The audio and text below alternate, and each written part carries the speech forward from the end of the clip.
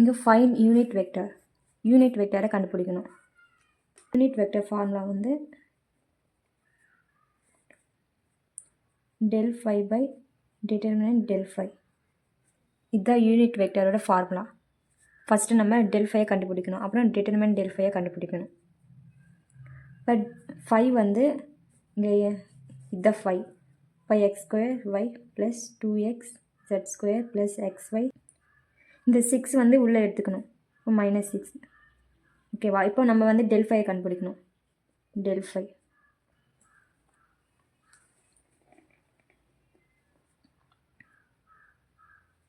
இப்போ 5 இருக்குல்ல, இந்த 5 வந்து இந்த ஃபார்முலாவில் வந்து அப்ளை பண்ணும்.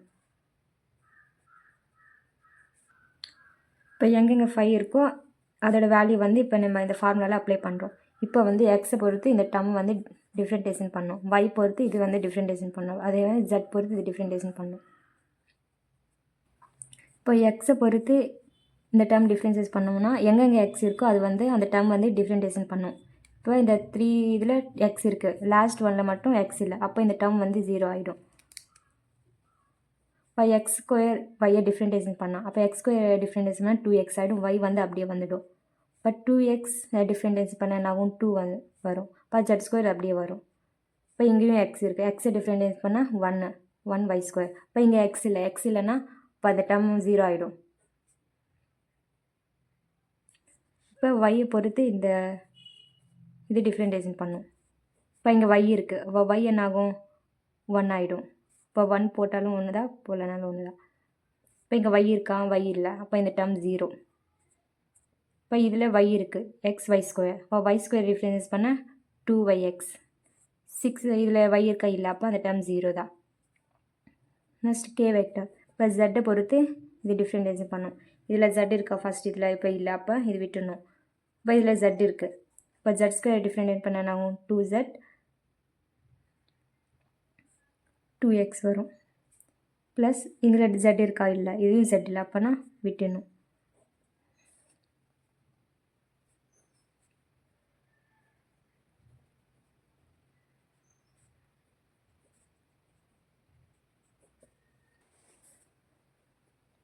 நம்ம வந்து del phi கண்டுபிடிச்சிட்டோம்.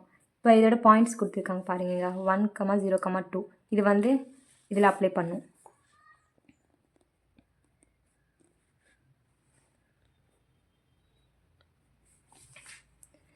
ஃபர்ஸ்ட் இது வந்து x, இது y, z.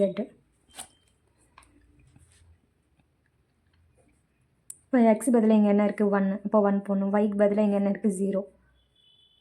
இப்போ z ஸ்கொயர்னா zனா இங்கே என்ன இருக்குது 2, இப்போ 2 square. y ஸ்கொயர்னா 0 square plus j vector.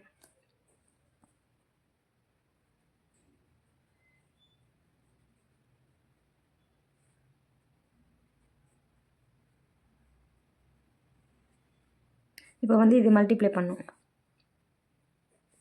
2 1s are 2, 2 0s are 0. இப்போ 2 2s are 4, 4 into 2 8.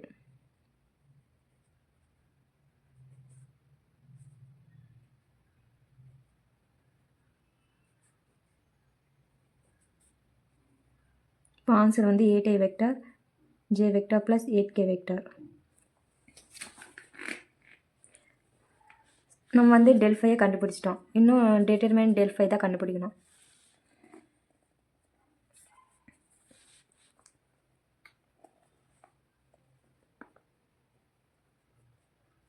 இப்போ determinant del phi-னா இப்போ நம்ம கண்டுபிடிச்சிட்டோம்ல இந்த ஆன்சர், ஃபைனல் ஆன்சர் வந்து 8i vector plus j vector plus 8k vector இப்படி எழுதிக்கணும். இது வந்து ரூட், இங்கே என்ன இருக்குது 8 ஸ்கொயர். இந்த ஜேக்கு முன்னாடி 1 இல்லைன்னா 1 ஸ்கொயர் ப்ளஸ் 8 ஸ்கொயர். இது கேல்குலேட் பண்ணால் 64 ப்ளஸ் 1 ப்ளஸ் 64 ப்ளஸ் பண்ணால் 129. இப்போ நம்ம del phi-யும் கண்டுபிடிச்சிட்டாட்டு, determinant del phi-யும் கண்டுபிடிச்சிட்டா. இப்போ அந்த வேல்யூ வந்து இந்த ஃபார்முலாவில் அப்ளை பண்ணும். இப்போ யூனிட் வெக்டர்